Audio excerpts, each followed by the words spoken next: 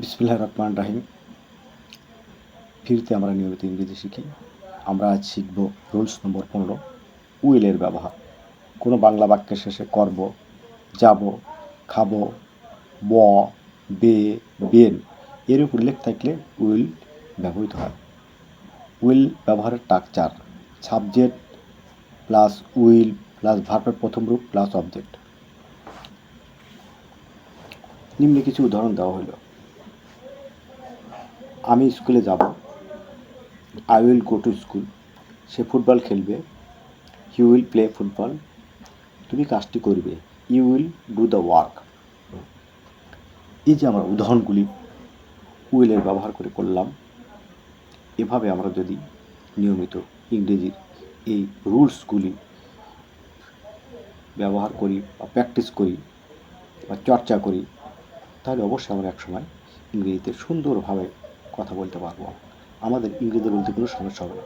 আমরা যেভাবে যেখানে চলাফেরা করি, যেভাবেই চলি না কেন, আমরা অবশ্যই ইংরেজিতে কথা বলতে পারবো। আর ইংরেজিটা খুব গুরুত্বপূর্ণ। দেশের যে কোনো চাকরির ক্ষেত্রে এই ইংরেজিটা গুরুত্ব অপরিসীম। It is very important for all student. এছাড়াও বহির্বিশ্বে যখন আমরা চাকরি করতে যাই, তখন আমাদের ইংরেজি ভাষাটা খুবই জরুরিভাবে প্রয়োজন পড়ে।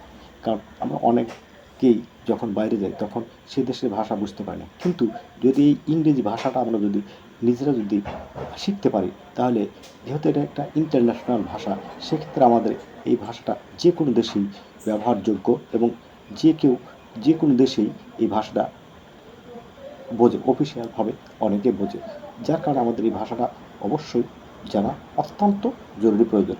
সেই জন্য আমি বলছি, আপনারা নিয়মিত আমার ভিডিওটি দেখবেন এবং এই ভিডিওটা যদি আপনাদের ভালো লেগে থাকে, তাহলে অবশ্যই আপনারা প্রথমে লাইক দিবেন, শেয়ার করবেন এবং আমার ইউটিউব চ্যানেলটিতে অবশ্যই আপনারা সাবস্ক্রাইব করে বেল আইকনটি চাপ দিয়ে আমার সঙ্গে থাকবেন। যখন যে ভিডিও দিই